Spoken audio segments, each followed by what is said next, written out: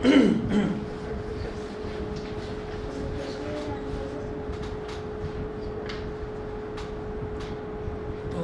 भाई इसको नोट करने की जरूरत नहीं।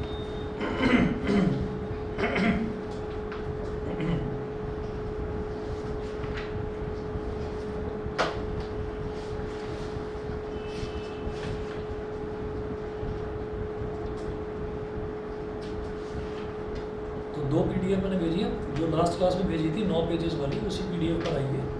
अगर है आपके पास अभी PDF खोल सकते हो तो ठीक है, नहीं तो मैं तो एक्सप्लेन कर ही रहा हूँ एक चीज़, तो ज़रूरत नहीं भी पड़ेगी उसकी।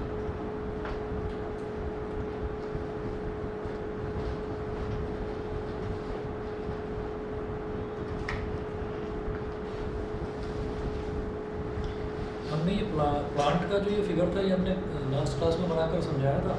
तो इसमें देखिए, the food prepared by the green leaves of a plant, मैं अभी हूँ जिनके पास फ़ोन है जो देख पा रहे हैं, पेज नंबर 6 पर, बाकी बच्चे सुनते रहिए। The food prepared by the green leaves of a plant is in the form of a simple sugar called glucose. The food prepared by the green leaves, तो प्लांट की जो ग्रीन लीव्स हैं वो जो फूड प्रिपेयर करती हैं, वो food जो है वो मेनली किस फॉर्म में होता है? ग्लूकोज की फॉर्म में होता है। ठीक है। Second point, this glucose food made in the leaves is then sent to different parts of a plant as shown in figure above। तो हमने फिगर में ये दिखाया था, जो एरो के थ्रू है, एरो के थ्रू हमने ये दिखा दिया था कि कुछ जो फूड है वो ऊपर की तरफ चला जाता है और कुछ फूड जो है वो नीचे की तरफ जाता है। ऊपर की तरफ जाता है उसी फूड से जो शूट है, शूट यानी कि जो पेड़ का जो मेन स्टेम है वो उसी से ग्रो करता है ऊपर की तरफ, और नीचे की तरफ जाता है। तो इसका मतलब क्या है कि जो रूट्स हैं वो रूट्स भी ग्रो करती हैं, तो रूट्स भी ग्रो करती हैं और शूट भी यानी कि जो मेन स्टेम है वो भी ग्रो करता है। उसके बाद third point, the extra glucose is changed into another food called starch. जो एक्स्ट्रा ग्लूकोज है is changed into another food called starch. जो एक्स्ट्रा ग्लूकोज होता है वो सारा का सारा चेंज होकर किस में कन्वर्ट हो जाता है? स्टार्च में कन्वर्ट हो जाता है, और वो सेव हो जाता है। ठीक है। कब के लिए सेव हो जाता है? कि जब मान लीजिए किसी दिन कार्बन डाइऑक्साइड तो खैर अवेलेबल रहती है, कि किसी दिन मान लीजिए सनलाइट अवेलेबल नहीं है, या किसी दिन मान लीजिए वाटर अवेलेबल नहीं है, तो उस दिन के लिए फूड उसके पास रिजर्व में रहता ही है, तो वो उसी फूड को प्लांट जो है यूज़ कर लेता है। तो ग्लूकोज ही होता है। ग्लूकोज किस फॉर्म में स्टोर हो जाता है? स्टार्च की फॉर्म में स्टोर हो जाता है। आगे चलते हैं। दस green plants convert sunlight energy into chemical energy by making carbohydrates. ठीक है, कार्बोहाइड्रेट्स यानी कि जो फूड्स हैं। ठीक, तो कार्बोहाइड्रेट ही मेनली उसका फूड है। ठीक है, क्योंकि क्या है? ग्लूकोज है, तो ग्लूकोज जो है, ग्लूकोज कार्बोहाइड्रेट ही है। ठीक, अच्छा। The photosynthesis takes place in the following 3 steps. ये मालूम है ना, कार्बोहाइड्रेट को कार्बोहाइड्रेट क्यों बोलते हैं? कार्बोहाइड्रेट को कार्बोहाइड्रेट क्यों बोलते हैं? देखिए, 2 तरीके के सब्सटेंसेस होते हैं। एक तो होता है ऑर्गेनिक सब्सटेंस। ऑर्गेनिक सब्सटेंस हमने ये कहा, जैसे CH4 है ना, CH4, तो ऑर्गेनिक सब्सटेंस कहलाता है। या फिर इनको आप केमिस्ट्री में पढ़ेंगे, इसी साल पढ़ेंगे, कि कार्बन और हाइड्रोजन की हेल्प से बनने वाले जितने भी सब्सटेंसेस हैं उन सबको ऑर्गेनिक सब्सटेंस बोलते हैं। या फिर इनका एक दूसरा नाम भी होता है हाइड्रोकार्बन्स। हाइड्रोकार्बन्स। और जब हम ये कहते हैं कि गर्मियों के दिनों में खास तौर पर आपने सुना होगा कि उस बच्चे को चक्कर आ गए, वो बेहोश होकर गिर गया, है ना, तो डॉक्टर ने देखा, तो डॉक्टर ने बताया कि भाई इसको ना डिहाइड्रेशन हो गया। तो डिहाइड्रेशन का मतलब क्या है? डिहाइड्रेशन का मतलब ये है कि सफिशिएंटली आपने पानी वगैरह पी नहीं रखा था, आपकी बॉडी सफिशिएंटली हाइड्रेटेड नहीं थी। तो हाइड्रेशन का मतलब ये है एडिशन ऑफ वाटर। ठीक है, तो ऐसे ही हम ये जो कहते हैं कार्बोहाइड्रेट, कार्बोहाइड्रेट, तो कार्बोहाइड्रेट मतलब कोई ऐसा सब्सटेंस जिसमें हाइड्रेट यानी कि वाटर भी हो। वाटर मतलब क्या होता है? H2O, मतलब हाइड्रोजन और ऑक्सीजन भी हो, और कार्बो का मतलब जिसमें कार्बन भी हो। तो हमने देखा कि C6H12O6, C6H12O6 ये किसका फार्मूला है? ये हाइड्रोजन का ग्लूकोज का फार्मूला है। तो इसको अगर हम देखें तो हम ये कहेंगे कि अच्छा, कार्बन तो नज़र आ रहा है यहाँ पर, हाइड्रेट यानी कि वाटर तो नज़र नहीं आ रहा है नज़र। रेशो देखिए ना एटम्स का, 1:2। ऑक्सीजन अगर 1 है तो ये 2 है, तो ऑक्सीजन मतलब इसका डबल है। ऑक्सीजन अगर 6 है तो हाइड्रोजन कितना? 12 है, तो डबल है उसका। तो इसलिए इसको कार्बोहाइड्रेट बोल देते हैं।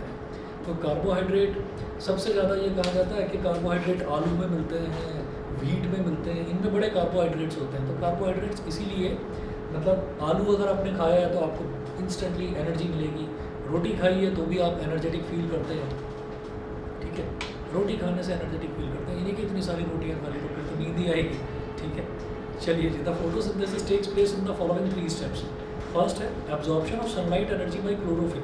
आपने क्या करा, सनलाइट एनर्जी मतलब प्लांट ने क्या करा, absorption of sunlight energy by chlorophyll. तो क्लोरोफिल नाम का एक सब्सटेंस होता है प्लांट्स के अंदर, जो कहाँ मिलता है, उनकी ग्रीन लीव्स में मिलता है। तो वो क्या करता है, क्लोरोफिल का काम है सनलाइट को एब्जॉर्ब करना, तो सनलाइट को वो एब्जॉर्ब कर लेता है। क्लोरोफिल क्या कर लेता है, अरे हाँ, क्लोरोफिल क्या करता है, सनलाइट को एब्जॉर्ब कर लेता है। अच्छा, मल्टीटास्किंग कर लेते हो आराम से। अच्छा, सेकंड है conversion of light energy into chemical energy and splitting of water into hydrogen and oxygen by light energy. Conversion, ये भी काम जो है ये दूसरा स्टेप है। तो पहला स्टेप क्या है कि क्लोरोफिल जो है वो सनलाइट एनर्जी को एब्जॉर्ब कर लेता है। दूसरा step conversion of light energy into chemical energy. तो लाइट एनर्जी जो सन से जो एनर्जी मिली उसको वो केमिकल एनर्जी में कन्वर्ट करता है, ठीक है। And splitting of water into hydrogen and oxygen by light energy. तो वाटर और ऑक्सीजन में कन्वर्जन भी यही करता है, मतलब प्लांट में ही ये काम होता है, वाटर और ऑक्सीजन में कन्वर्जन, ठीक है। तो देख लो कितने टेक्निकल काम हो रहे हैं। एक तो लाइट एनर्जी को किसमें, केमिकल एनर्जी में कन्वर्ट कर रहा है, और दूसरा वाटर को हाइड्रोजन और ऑक्सीजन में स्प्लिट कर रहा है। इसको ही हम बोल देते हैं इलेक्ट्रोलिसिस प्रोसेस, जिसमें दो कंपाउंड जिसका दो एलिमेंट्स का बना होता है, उन दो एलिमेंट्स में स्प्लिट हो जाता है वो कंपाउंड, ठीक है। तो H2O को स्प्लिट कर देता है हाइड्रोजन और ऑक्सीजन। थर्ड स्टेप क्या है, reduction of carbon dioxide by hydrogen to form carbohydrate like glucose by utilising the chemical energy obtained by the transformation of light energy. Reduction of carbon dioxide by hydrogen to form carbohydrate like glucose, ठीक है। तो तीसरा step ये होता है कि reduction of carbon dioxide by hydrogen, समझ गए, reduction of carbon dioxide by hydrogen. Carbon dioxide में हाइड्रोजन ऐड करा, तो कार्बन डाइऑक्साइड में C और O तो था ही, उसमें हाइड्रोजन और ऐड करा, हाइड्रोजन के एडिशन को ही तो रिडक्शन बोल देते हैं, केमिस्ट्री में करा था, ठीक है। वही है reduction of carbon dioxide by hydrogen to form carbohydrate. तो कार्बन और ऑक्सीजन तो था ही, हाइड्रोजन और जुड़ गया, तो CH और O ये आ गया, यानी कि बन गया हमारा ग्लूकोज, ठीक। तो ये 3 स्टेप्स में प्रोसीजर होता है ये हमारा, ठीक। उसके बाद हम आ जाएंगे, तो ये तो न्यूट्रिशन इन प्लांट्स था। अब न्यूट्रिशन इन प्लांट्स में सिर्फ इतना ही करना है। उसके बाद आ जाएगी न्यूट्रिशन इन एनिमल्स। एनिमल्स में देखिए, animals obtain their food from plants और अदर एनिमल्स विच दे ईट। तो एनिमल्स जो हैं वो अपना फूड कहाँ से ऑब्टेन करते हैं, या तो प्लांट्स से, जिन प्लांट्स को वो खा लेते हैं, या फिर एनिमल्स से, जिन एनिमल्स को वो खा लेते हैं। तो कुछ एनिमल्स ऐसे हैं जो कार्निवोरस हैं, जो दूसरे छोटे एनिमल्स को खा जाते हैं, ठीक है। और ज़्यादातर जो एनिमल्स हैं वो प्लांट ईटर्स होते हैं, प्लांट खाते हैं। तो सम प्लांट्स हैं। सर वाटर मॉलिक्यूल्स हाइड्रोजन और ऑक्सीजन में ब्रेक कैसे होते हैं? ये ऐसा होता है कि जैसे H2O है ना, इसका सबसे आसान मतलब नेचुरल प्रोसेस तो हमने देख ही लिया कि ये तो प्लांट्स जो हैं, प्लांट्स में जो प्रोसीजर चलता है ना इसका फोटोसिंथेसिस वाला, फोटोसिंथेसिस में वो उसको ब्रेक कर देता है।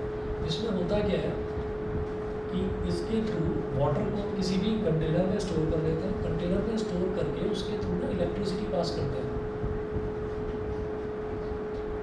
इलेक्ट्रिसिटी पास करते हैं। इलेक्ट्रिसिटी वाला चैप्टर हमने थोड़ा सा करा था, ठीक है, हालांकि मैं दोबारा से करवाऊंगा। तो इसमें क्या होता है, इलेक्ट्रिसिटी में इलेक्ट्रिसिटी से फ़ायदा क्या होता है, इलेक्ट्रिसिटी पास करने का मतलब क्या है। इलेक्ट्रिसिटी पास करने का मतलब ये है कि हमारे पास एक बैटरी है, ठीक है। मैं वैसे तो बाद में आपको बताऊंगा बैटरी का सिंबल भी होता है, ठीक है। हमारे पास एक बैटरी है, इस तरीके से होती है बैटरी, उसमें बीच में एवर रेडी है ना, या फिर ड्यूरासेल कुछ भी लिखा रहता है। तो उस बैटरी में हमने क्या करा, ये पॉइंटेड जो हिस्सा है थोड़ा सा बाहर को जो निकला रहता है, इसको हम बोल देते हैं पॉजिटिव टर्मिनल, और जो पीछे से फ्लैट हिस्सा होता है उसको हम बोल देते हैं नेगेटिव टर्मिनल। हमने एक बारीक सा वायर लिया और उस वायर को यहाँ पर चिपका दिया, सोल्डरिंग आयरन से या टेप से चिपका दिया। ऐसे ही दूसरा वायर लिया, उसको यहाँ से चिपका दिया, एक वायर ऐसे, एक वायर ऐसे, और हमने यहाँ पर एक कंटेनर लिया और it is full of water.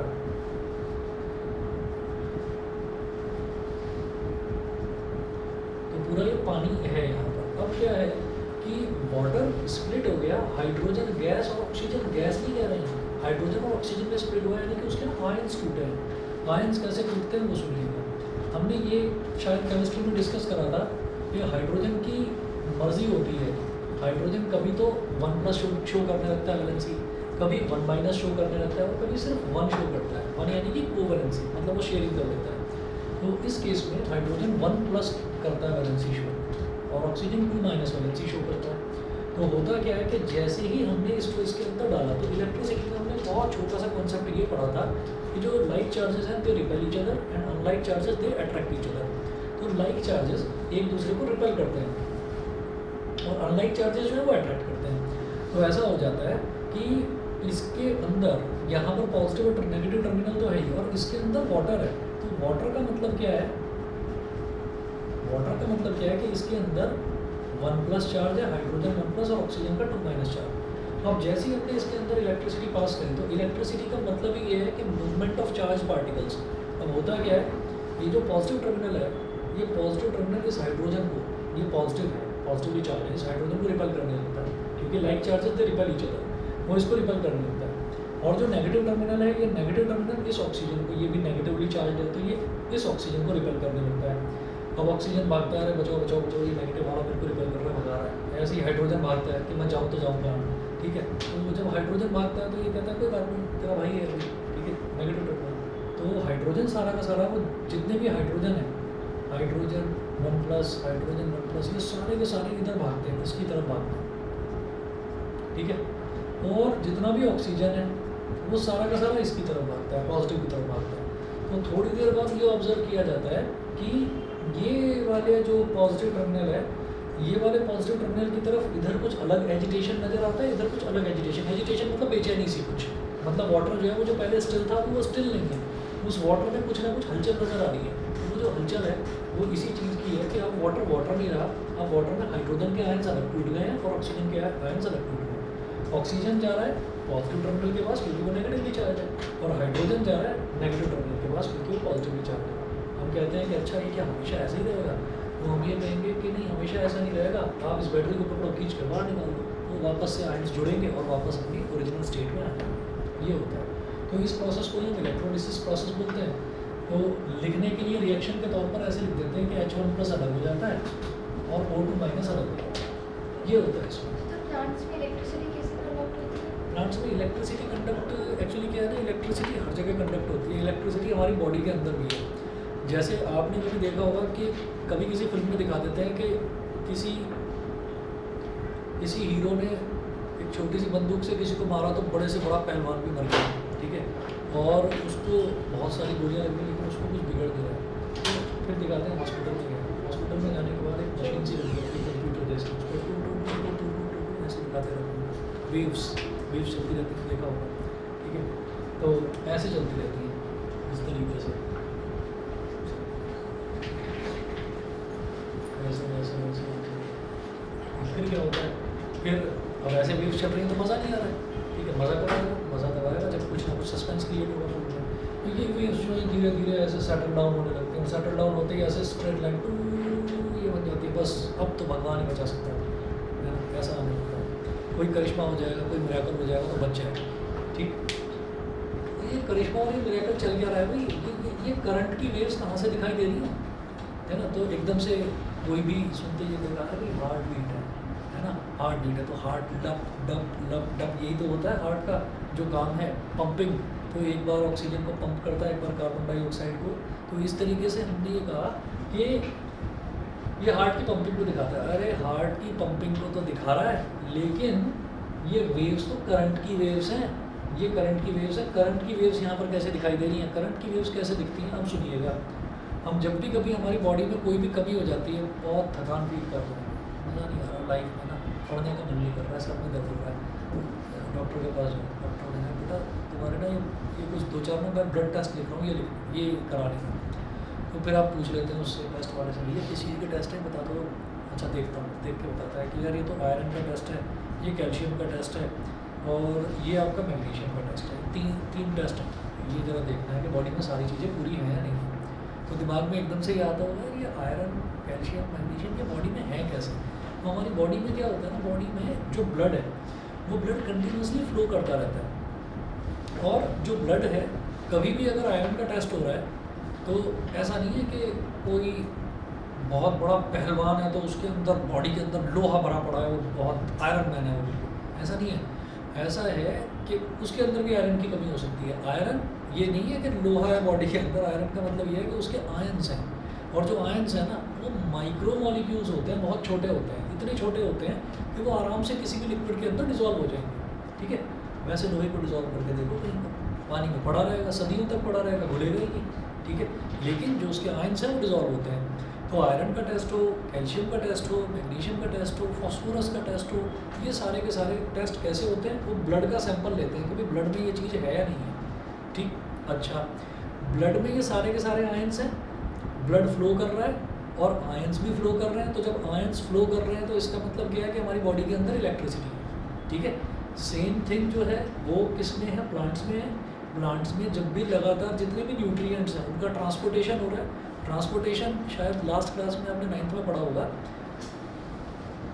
नहीं इसी में 10th में पढ़ेंगे आप। 2 तरीके की टिश्यूज़ होती है, एक जाइलम होती है और एक फ्लोएम। नहीं ये पढ़ा है आपने 9th में, जाइलम और फ्लोएम। हाँ, इसके थ्रू ट्रांसपोर्टेशन होता है न्यूट्रिएंट्स का, ठीक है। एक ले जाता है रूट से पूरे प्लांट की तरफ न्यूट्रिएंट्स को, और एक रूट्स की तरफ लेकर जाता है। तो हम ये कहते हैं कि जो ये ट्रांसपोर्टेशन होता है ना, इस ट्रांसपोर्टेशन में आयंस इन्वॉल्व होते हैं, और वो आयंस जब फ्लो करेंगे, आयंस के फ्लो को ये करंट का फ्लो बोलते हैं। तो करंट लगातार फ्लो कर रहा है। अब जब करंट लगातार फ्लो कर रहा है तो आ जाओ हाइड्रोजन, आ जाओ ऑक्सीजन, मतलब वाटर आएगा तो वाटर को अपने आप ब्रेक कर देगा, ठीक है ना, क्योंकि करंट ही है जो वाटर को ब्रेक करता है। And the same thing happens with us also. जब हम भी पानी पीते हैं, जब हम भी पानी पीते हैं तो पानी की जहाँ ज़रूरत है, जहाँ कंपाउंड वाटर की ज़रूरत है वहाँ पर तो वाटर चला जाता है, और जहाँ उनके आयंस के टूटने की ज़रूरत होती है वहाँ पर आयंस भी टूट जाते हैं, ठीक है। ये होता है जी, क्लियर। अब आगे चलें। हाँ, अब सुनिएगा कि जो ये एनिमल्स हैं इसमें हमने कहा some plants also eat insects. For example the pitcher plant and Venus fly trap are the 2 plants which eat insects. तो इसमें क्या होता है, पिचर प्लांट हो गया और वीनस फ्लाई ट्रैप हो गया। तो इसमें क्या है कि वीनस फ्लाई ट्रैप में कोई मक्खी बैठती है, वो आके उसको ऐसे एनक्लोज कर देता है, खा जाता है उसको, ठीक है। तो ये पिचर प्लांट जो है, पिचर प्लांट का भी यही काम है। इसके बाद देखिए, all the animals can be divided into 3 groups on the basis of their food habits. और ये ना गप दिखाते हैं फिल्मों में, ये गप दिखाते हैं कि वो स्ट्रेट हो गई, स्ट्रेट होने के बाद में जो है वो किसी ने कोई पानी छिड़क दिया, ताबीज़ डाल दिया उसके ऊपर, और वो उसकी एकदम से हो गया, जादू हो गया, वो जिंदा हो गया। तो ये फालतू का दिखाते हैं, वैसे ही बनाते हैं, ऐसे नहीं होता। हर्बीवोर्स, कार्निवोर्स, ओमनीवोर्स ये पता ही है आपको, है ना। ये पता है कि those animals which eat only plants are called herbivores. Example goat, cow, buffalo, sheep, horse, deer, camel, etcetera. Carnivores, those animals which eat only other animals as food are called carnivores. Example, lion, tiger, frog, vulture, kingfisher, lizard, wolf, snake, etc. Omnivores में आ जाइए, those animals which eat both plants and animals are called omnivores. Example, human beings, dog, crow, sparrow, bear, etc. ठीक है, तो ये omnivores हो गए जो meet भी खा लेते हैं और प्लांट्स पर भी बेस्ड होते हैं। अब अगला देखते हैं, पेज नंबर 8 पर आ जाइए। Different steps in the process of nutrition in animals. There are 5 main steps involved in the process of nutrition in animals. These steps are, तो 5 मेन स्टेप्स होते हैं। पहला स्टेप है इंजेशन। इंजेशन का मतलब ये होता है कि जैसे मान लीजिए हम खाना खा रहे हैं, तो भाई खाने को मुंह में रखते हैं, ऐसा थोड़ी उसको सीधा पेट में ही रख दिया, उसको मुंह में ही तो रखते हैं खाने को, ठीक है। तो इंजेशन का है the process of taking food into the body is called ingestion. तो इनटू द बॉडी से ये मत समझ लेना कि बॉडी में रख दिया, माउथ में रखा है, अभी डिटेल में पढ़ेंगे इसको। आगे देखिए digestion, the process in which the food containing large insoluble molecules is broken down into small water soluble molecules which can be absorb by the body is called digestion. तो ये प्रोसेस, जिस process में जो बहुत बड़े बड़े molecules होते हैं, वो बहुत बड़े बड़े मॉलिक्यूल्स छोटे छोटे मॉलिक्यूल्स में डिवाइड कर दिए जाते हैं, स्प्लिट कर दिए जाते हैं, इतने छोटे मॉलिक्यूल्स कि वो घुल जाएं, ब्लड में घुल जाएं। हम जो भी चीज़ खाते हैं ना वो अल्टीमेटली हमारे ब्लड में डिजॉल्व होती है। ये चीज़ मालूम है सभी को, हम जो भी चीज़ खाते हैं वो ब्लड में डिजॉल्व होती है। ये पता है कि जब हम ऑक्सीजन लेते हैं वो भी ब्लड में ही जाता है, ठीक है। तो जो भी चीज़ हम खाते हैं वो ब्लड में ही डिजॉल्व करती है। Blood is just like a train, वो ट्रेन की तरह है, वो ब्लड घूमता रहता है, पूरी ट्रेन है वो घूमती रहती है पूरी बॉडी के अंदर, और हर सेल को, हर टिश्यू को जिस जिस चीज़ की ज़रूरत होती है न्यूट्रिशन के लिए, जिस जिस चीज़ की ज़रूरत होती है वो उसको डिस्ट्रीब्यूट करती रहती है, और वेस्ट जो चीज़ें हैं उनको उसको वापस लेती रहती है वो ट्रेन अपने अंदर। ट्रेन क्या है, वो ब्लड है, ब्लड का फ्लो है, ठीक है। और जो भी वेस्ट मटेरियल होता है, वेस्ट मटेरियल जैसे कार्बन डाइऑक्साइड हो गई, कार्बन डाइऑक्साइड को लाकर वापस वो अपना इसको दे देती है, हार्ट को दे देती है, और हार्ट से वापस लंग्स में चले जाते हैं, और लंग्स से नॉस्ट्रल्स के थ्रू बाहर चले जाते हैं। तो पूरा पढ़ेंगे इस चैप्टर में, बहुत सारी चीज़ें हैं। चलिए थर्ड देखिएगा, absorption. The process in which the digested food passes through the intestinal wall into blood stream is called absorption. Digested food जो है वो इंटेस्टाइनल वॉल में जाता है जिस प्रोसेस के थ्रू, और फिर ब्लड स्ट्रीम में मिक्स हो जाता है, उसको हम बोलते हैं एब्जॉर्प्शन, ठीक। तो जो डाइजेस्टेड फूड है उसका एब्जॉर्ब होना भी ज़रूरी है, ठीक है। फूड डाइजेस्ट हो गया, एब्जॉर्ब नहीं हुआ, तो जो भी चीज़ हमने खाई है उसका हमको सही फ़ायदा मिल नहीं पाया, ठीक। चलिए फोर्थ देखिएगा, assimilation. The process in which the absorbed food is taken in by body cells and used for energy, growth and repair is called assimilation. The process in which the absorbed food is taken in by body cells and used for energy, growth and repair is called assimilation. Assimilation का मतलब होता है इकट्ठा होना किसी भी चीज़ का और डिस्ट्रीब्यूट करना सही जगह पर किसी भी चीज़ को। तो हम ये कहेंगे कि जिसमें एब्जॉर्ब फूड जो है वो बॉडी सेल्स यूज़ करके और उसको सही जगह पर डिस्ट्रीब्यूट करते हैं for energy, growth and repair is called assimilation, ठीक है। तो एनर्जी, ग्रोथ और रिपेयर के लिए ये वाला प्रोसेस हमारा एसिमिलेशन। सारा ये काम ब्लड ही करता है, ब्लड के थ्रू ही जाएगी ये सारी की सारी चीज़ें, ठीक है ना। मतलब मान लीजिए हमको कैल्शियम की ज़रूरत है और हमने मिल्क का इंटेक बढ़ा दिया, ठीक है। तो वो मिल्क भी जो है ना, मिल्क से भी जो कैल्शियम एक्सट्रैक्ट होता है ना, वो एक्सट्रैक्ट होने के बाद ब्लड स्ट्रीम में ही जाकर मिक्स होगा, और फिर ब्लड जो है वो ब्लड मसल्स के पास भी जा रहा है, बोन्स के पास भी जा रहा है। तो जैसे ही बोन्स के पास पहुंचा तो बोन्स कहता है भाई ये कैल्शियम तो मेरा है, ये तुम लेकर काम करो, मुझे दे दो, ठीक है। तो वो उसको डिस्ट्रीब्यूट कर देता है। तो इस तरीके से ये करियर का काम करता है, ट्रांसपोर्टेशन का काम ब्लड ही करता है। एक्चुअली ब्लड के अलावा ना 2 लिक्विड्स और हैं। अगर आप लोगों ने चैप्टर पढ़ लिया हो तो 3 लिक्विड्स हैं हमारी बॉडी में, एक तो ब्लड है, एक वाटर है और एक लिम्फ है। तो लिम्फ का काम जो है ना वो रिपेयर करने का होता है। आपने कई बार नोटिस करा होगा कि जैसे मान लीजिए चोट लग गई, अब चोट लगने के बाद आपने उसको ऐसे ही खुला छोड़ दिया, तो खुला छोड़ने के बाद में उस पर जो वो पपड़ी जम जाती है ना, जो जहाँ से भी वो छिला है उस पर जो पपड़ी जम जाती है, उसमें कई बार ऐसा होता है कि अगर इन्फेक्शन हो गया तो आप देखेंगे वाइट कलर का ना, मतलब सेमी वाइट कलर का पस निकलने लगता है उसमें से। तो वो जो पस सेल्स होते हैं वो इसी की वजह से होते हैं, लिम्फ की वजह से, है ना। और वो नुकसानदायक नहीं है, वो नुकसानदायक नहीं है, एक्चुअली वो फास्ट रिकवरी के लिए ही होते हैं ताकि जल्दी से जल्दी वो चीज़ें ठीक हो जाएँ।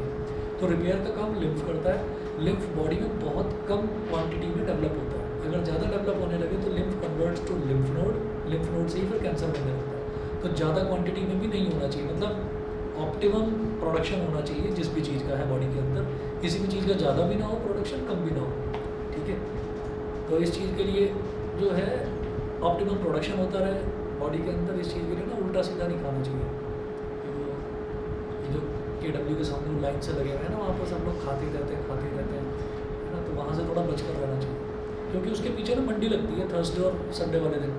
तो मंडी में ना उनके किचन खुलते हैं, तो किचन में जरा देख लिया करो, वहाँ पर सारे जो है ना वो जो उनके लेबर है वो चड्डी बनियान पहन कर ना वो वहीं पर खाना बनाते रहते हैं, बहुत गंदगी से बनाते हैं, और उसी को आगे सजा कर रख देते हैं, और लोग कहते हैं यार बड़ा टेस्ट है, यहाँ का खाना बहुत अच्छा है, ठीक है।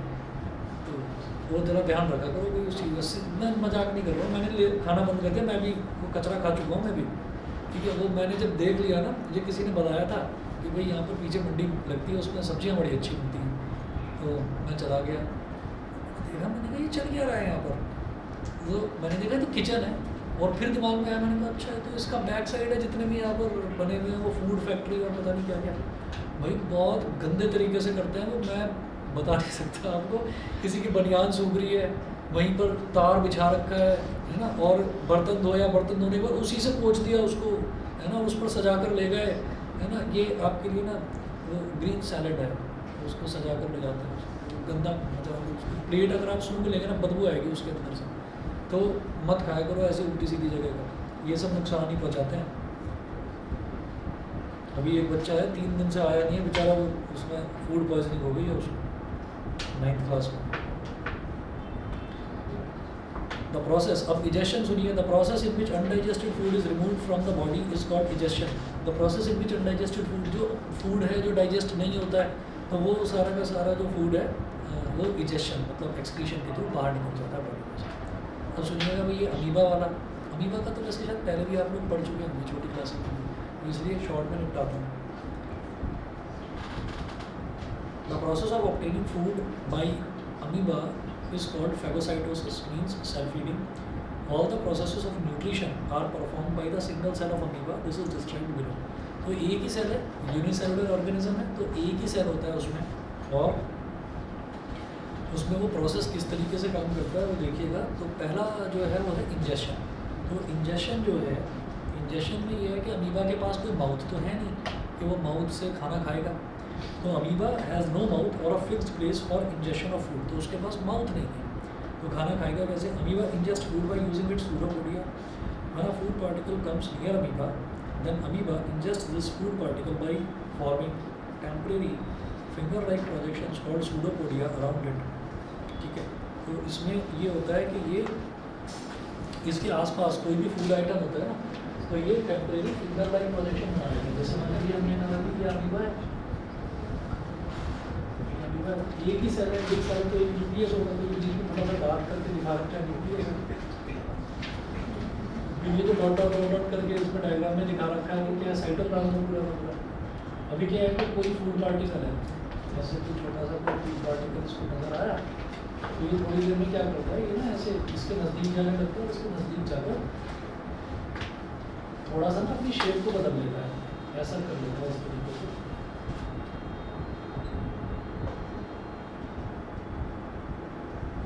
इस तरह से शेप को बदल लेता है, और फिर धीरे से क्या करेगा, यहाँ से बंद करेगा, ये फूड पार्टिकल अंदर आ जाता है, फिर इसको धीरे धीरे डाइजेस्ट करना शुरू करता है। डाइजेस्ट करने का मतलब है फूड पार्टिकल को धीरे धीरे से वो प्रोसेस होता है, एंजाइम्स उस पर काम करता है और उसको धीरे धीरे ना तोड़ने लगते हैं। तो अगला देखेंगे फूड का इंजेशन, यानी कि फूड का इंटेक।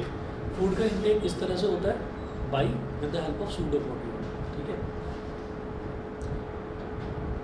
सेकंड देखें digestion. In amoeba food is digested in the food vacuole by digestive enzymes. The enzymes from surrounding cytoplasm enter into the food vacuole and break down the food into small and soluble molecules by chemical reactions.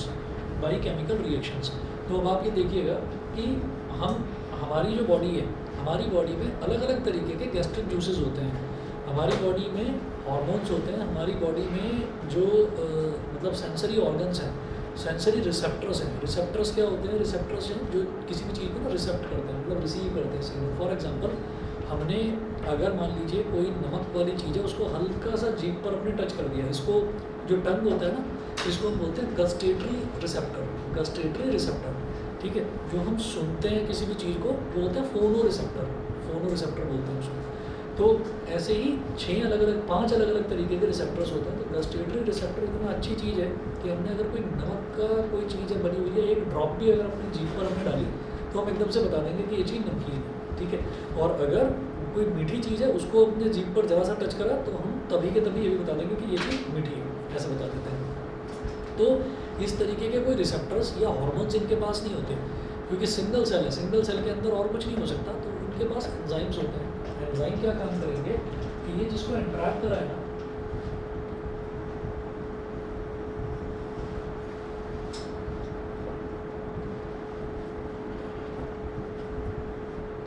Food vacuole बन गया। Vacuole का मतलब क्या है कि बीच में एक जगह फूड है,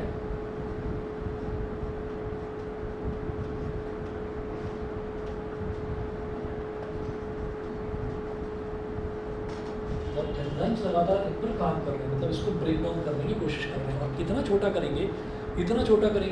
करेंगे कि वो उसके सेल में मर्ज हो जाए, बिल्कुल साइटोप्लाज्म में मर्ज हो जाए। ऐसा अराउंड कितने एंजाइम बॉडी में? ये तो नहीं पता, बिलियंस होते हैं, लेकिन होते हैं एंजाइम्स, मतलब बहुत सारे होते हैं, उनकी गिनती नहीं पता कुछ। जैसे ब्लड के बारे में भी कहा जाता है ना कि बॉडी के अंदर ब्लड कितना होता है, तो कहते हैं कि अराउंड 3 to 5 लीटर ब्लड होता है। पर्सन टू पर्सन वेरी करता है, किसी में थोड़ा सा ज़्यादा है, किसी में थोड़ा सा। ठीक है, तो वो फिक्स कोई क्वांटिटी नहीं है। अच्छा, ये पता है कि नहीं 3 to 5 लीटर ब्लड होता है ना। Absorption. The digested food present in the food vacuole of amoeba is absorbed directly into the cytoplasm of amoeba cell by diffusion. तो आप सी जो थर्ड वाला है, थर्ड वाले में ये है कि अब पूरा का पूरा ये जो फूड वैक्यूल है ये खत्म हो गया। खत्म होने के बाद अगले वाले में ये दिखाया है एब्जॉर्प्शन वाले में कि यहाँ अंदर अब ये डॉट डॉट डॉट डॉट का मतलब जितना भी फूड था वो अब छोटे छोटे पार्टिकल्स में कन्वर्ट हो चुका है।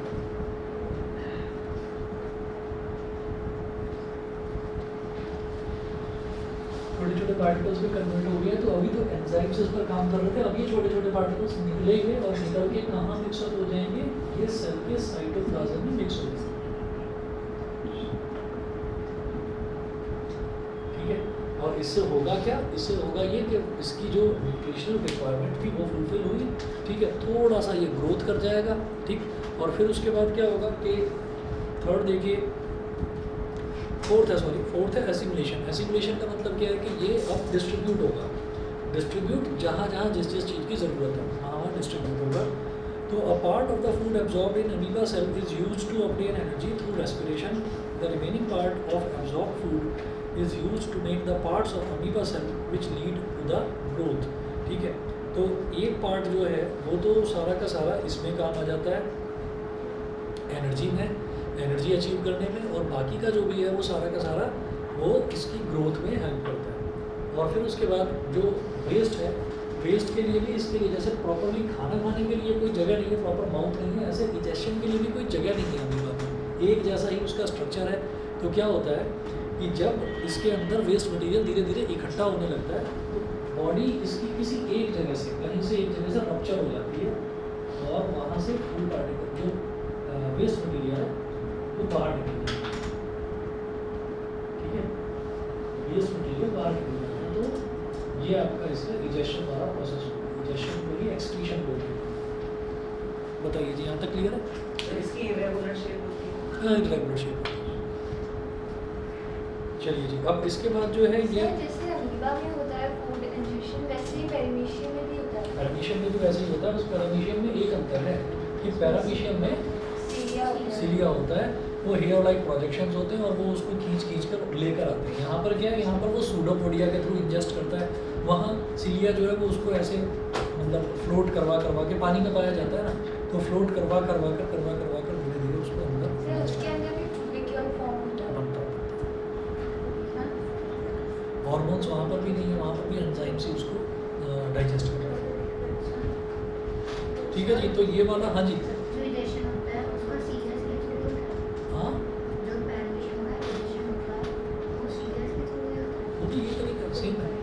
पैरामीशियम में और अमीबा में सिर्फ एक इतना अंतर है कि वहाँ सूडोपोडिया है, सूडोपोडिया मतलब आर्टिफिशियल उसके लेग बन जाते हैं, वो एंट्रैप कर लेते हैं फूड को, और यहाँ सीलिया के थ्रू आता है, बस, और कोई अंतर नहीं है। चलिए जी, इसके बाद आप नेक्स्ट पेज पर आ जाएंगे। Nutrition in human beings, human digestive system. ठीक है, तो ये वाला जो पोर्शन है, ये वाला पोर्शन थोड़ा सा लंबा है, तो इसको ज़रा लिखने में मैंने भी आलस करा था, तो ये प्रिंट कर रखा है, टाइप्ड है। The various systems involved in the nutrition in human beings can be explained as follows. First देखिएगा ingestion. The human beings have a special organ for the ingestion of food. It is called mouth. So in human beings, food is ingested through the mouth. ठीक है, ingestion इसका बिल्कुल simple है, mouth के अंदर रख दिया जाता है। ठीक है, और यहीं से जो है, जो भी हम खाना खाते हैं, वो खाना जैसे मान लीजिए रोटी खाई हमने, ब्रेड ली हमने, तो उसको पहला काम तो हम अपने हाथों से ही शुरू कर देते हैं, उसको तोड़ना होता है, छोटे छोटे पार्ट्स में डिवाइड करना होता है। तो थोड़ा सा हम अपने हाथ से तोड़ते हैं उसको, बाकी काम थोड़ा सा दांत करते हैं, फिर उसको मतलब एक सेमी सॉलिड पेस्ट में कन्वर्ट करती है सलाइवा। ठीक है, अब वो देखते हैं अगला स्टेप। देखिए, डाइजेशन में various types of food which has to pass through the same digestive tract. तो सेम डाइजेस्टिव ट्रैक है, एक जैसा ही है। ठीक है, और this food has to be processed to generate particles which are small and of the same texture. This is achieved by crushing the food with our teeth. तो शुरुआत जो है वो डाइजेशन की वो हमारे माउथ में ही हो जाती है कि हम फूड को क्रश करना शुरू करते हैं अपने दांतों से। ठीक है, उसके बाद क्या होता है, since the lining of the canal is soft, जो हमारा एलिमेंट्री कैनाल है ना, जो इसोफेगस फूड पाइप भी जिसको बोल देते हैं, उसकी जो इनर लाइनिंग है वो बड़ी सॉफ्ट होती है। ठीक है, अच्छा, तो when we eat something we like our mouth waters. जब हम कोई भी चीज़ खाते हैं जो हमें पसंद है, तो हमारे माउथ में थोड़ा वाटरी सब्सटेंस आने लगता है, तो सोच के भी आने लगता है। फॉर एग्जांपल, तुम्हारा जलेबी खाने का मन कर रहा है, तो कचौरी, गुलाब जामुन, मोमोज ये देखो अभी तो मना करा था, हाँ, है ना? आपने मन करवाया। कमाल है। नहीं मैंने तो यार गंदी गंदी चीज़ें बताई थी उनके बारे में, सच में देख लेना, वो नहाते भी नहीं है जो बनाते हैं। हाँ सीरियसली सर आपने भैया मुझे देख के नहीं पता चल जाता क्या? हाँ। मैंने असल में एक बात बताता हूँ, अंदर की बात बताता हूँ, राज की बात। ये कई बार ऐसा होता है, एक रात में ना मैं क्लास रखता हूँ 9 बजे, और मैंने शायद आपको पहले भी बताया था कि हर किसी ये इसके साथ क्यों खेल रहे हो, अच्छा लग रहा है भाई, टूट जाएगा वो। तो मतलब जैसे होता है ना कि किसी न किसी को कोई ना कोई अच्छी चीज़ या कुछ एक्स्ट्रा दिया होता है भगवान ने। हो सकता है तुम्हारी ड्राइंग अच्छी हो सकता है तुम्हारी कोई और चीज़ बहुत अच्छी हो, पेंटिंग वगैरह कुछ भी, तो सबको कुछ ना कुछ खास दिया होता है। अभी मेरे को क्या है ना, मेरे को सूंघने की शक्ति कुछ ज़्यादा दे दी है भगवान ने, सूंघने की, है ना। तो वो 2 3 4 फ्लोर नीचे तक भी खाने में क्या बन रहा है वो खुशबू आ जाती है मुझे, ठीक है। तो सिर्फ खाने की थोड़ी आएगी, हर तरीके की आती है। अब जब रात के टाइम पर कई बार 9 बजे तो 10 बजे हमारी एक्स्ट्रा क्लास 10 बजे तक चलती है 11th और 12th वालों की, है ना। और जब बोर्ड के पेपर आने लगते हैं तो कई बार 12 बजे तक भी बच्चे रुक जाते हैं, तो वो चलेगा। लेकिन सुबह नहीं बुलाऊंगा, ऐसा नहीं है कि मुझे सुबह उठा नहीं जाता, सुबह नहीं बुलाऊंगा, क्योंकि सुबह ना बिना ब्रश करे आ जाते हैं बच्चे। और फिर जब पूछते हैं ना कोई भी सवाल तो मेरे को चक्कर आने लगते हैं यूँ करके, क्योंकि अब क्या करें, एक तो सुबह के टाइम पर वैसे ही मतलब थोड़ी सी ठंडक होती है, तो फ़ैन नहीं चला सकते कि फ़ैन से इधर उधर निकल जाएगी हवा निकल जाएगी, वो नहीं कर सकते। अच्छा, तो एक तो ये चीज़, और दूसरी चीज़ ये है कि कई बार जैसे मतलब ज़्यादातर जैसे कोचिंग सेंटर में हमने देखा, खासतौर पर जो घर कर रहे हैं ना, चप्पल बाहर उतार देते हैं। अब आप आगे की कहानी समझिए, मैं चप्पल बाहर क्यों नहीं उतरवाता। एक से बढ़कर एक खुशबुएँ, है ना, और ऐसी खुशबू के टीचर बेहोश होकर यहाँ पर गिर जाए कि भाई तूने मोजे कब से नहीं धोए अपने, है ना। तो ऐसी स्मेल आती है, तो मैं तभी बोला था भाई पहन लो इसको पहन कर आ जाओ, है ना, मैं बचा रहूँगा। तो मैं वही जो चीज़ है वो आपको बता रहा हूँ कि ये जो है ना, मतलब ये जो हमारा लाइनिंग है कैनाल की, ये इतनी सॉफ्ट होती है, ये देखो, है ना। वो कह रहा है आपको कैसे पता, तो पता चल जाता है ना कौन बंदा नहाया नहीं है ना, कौन बंदा जो है ब्रश नहीं करके आया है, ये पता चल जाता है। तुम्हारा अभी भी मोमोज भी मन पड़ा हुआ है,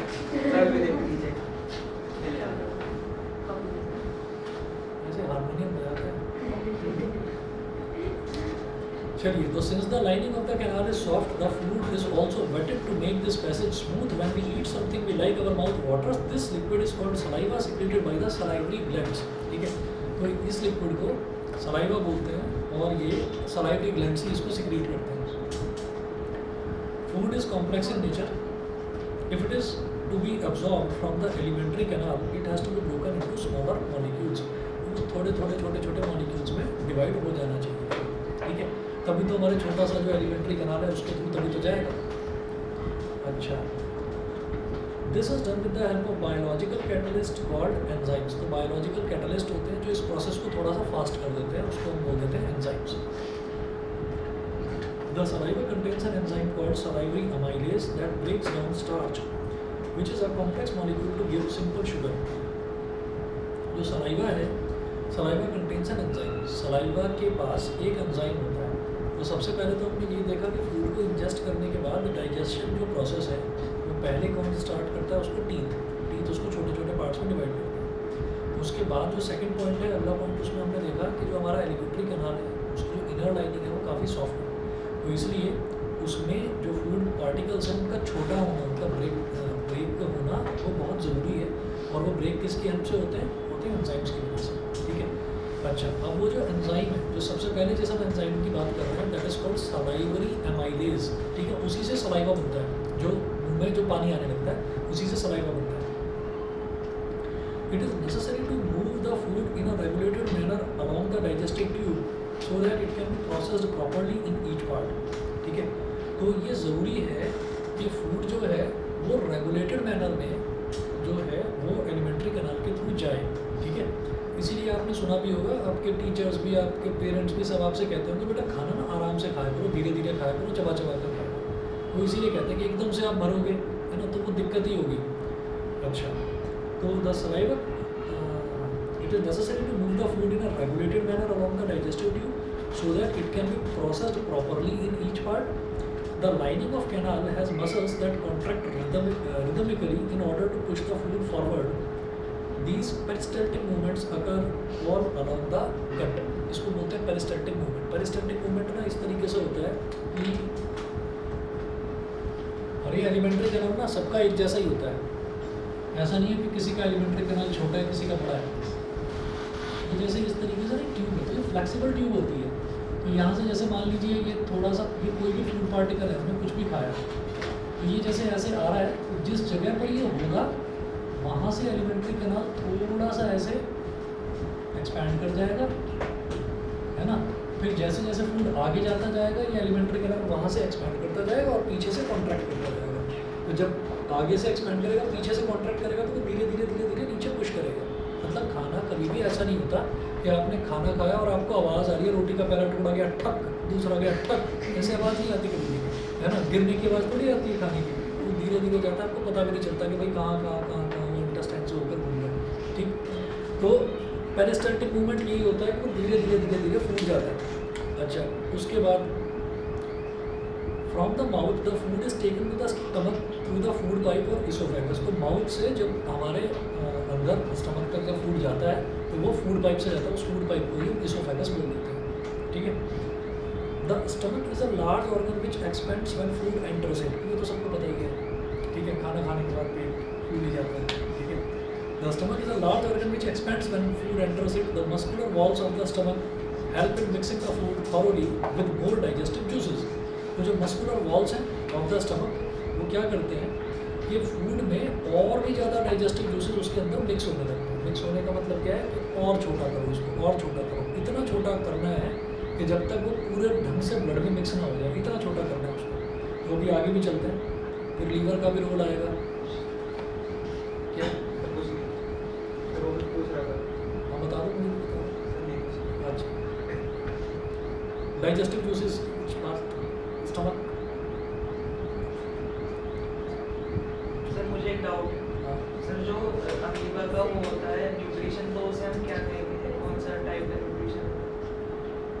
लीवर का न्यूट्रिशन जो है, अच्छा सैप्रोफाइटिक ही होगा, क्योंकि वो दूसरे पर नहीं, सैप्रोफाइटिक तो नहीं, होलोजोइक कहेंगे, होलोजोइक कहेंगे। क्योंकि अगर कोई जिंदा इंसेक्ट भी है ना वो उसको भी इंजेस्ट कर लेता है, इसलिए उसको होलोजोइक ही बोलते हैं। सैप्रोफाइटिक में तो सिर्फ वो डेड एनिमल्स को ही खाता है ना, तो ऐसा नहीं।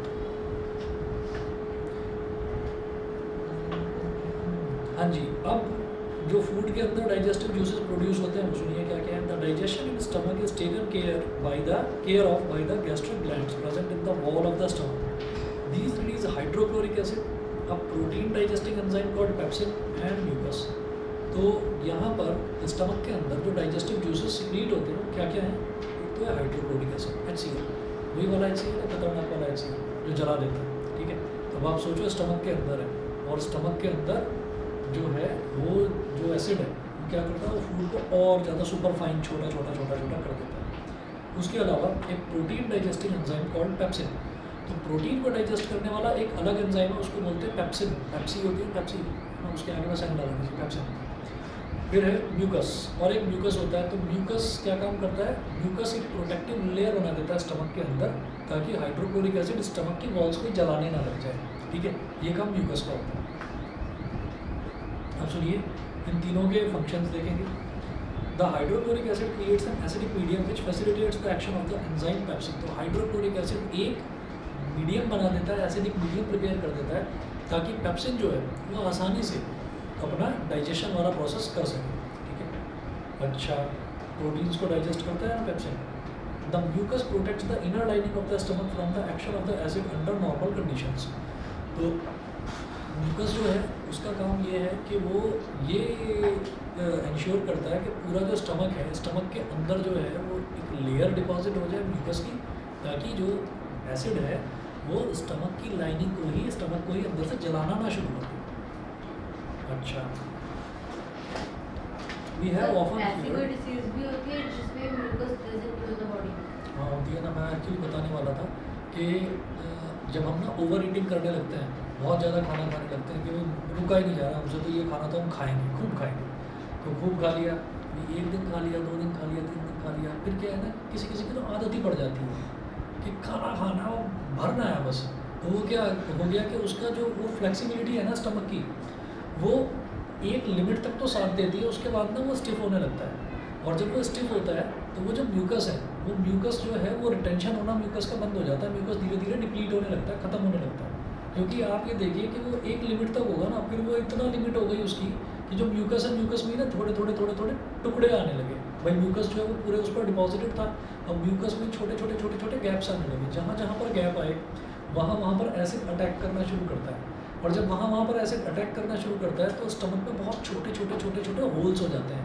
ये जो अचार है ना, और तेल वाला खाना बहुत ज़्यादा, पराठे और कचौरी चल रहे हैं सुबह से लेकर रात तक, है ना, मतलब पूरे महीनों वही चल रहा है, तो उनके साथ ये दिक्कत हो जाती है। एसिड की भी एक लिमिट होती है, तो वो जो एसिड है, अब उस एसिड को आदत पड़ रही है कि वो धनाधन खाने को डाइजेस्ट करता जा रहा है, तुम इतना खाना उसको खिला रहे हो, म्यूकस खत्म हो गया। तो फिर क्या होता है कि जो छोटे छोटे होल्स हो जाते हैं स्टमक में, और जब वो होल्स हो जाते हैं तो जो एसिड है वो फैलने लगता है बॉडी में। उस प्रॉब्लम को कहते हैं peptic ulcer.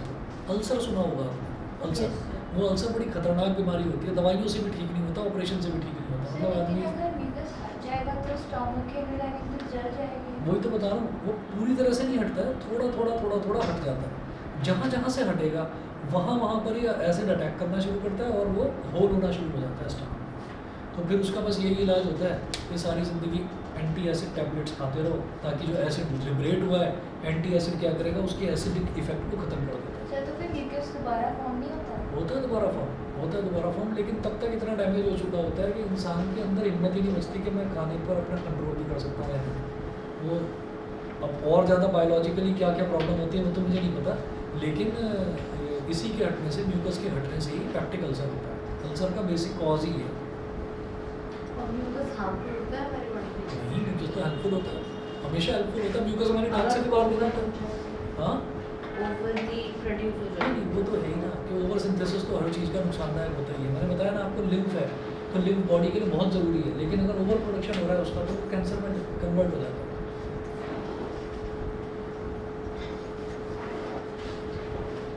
We often hear adults complaining about acidity. Thus, mucus helps in controlling acidity.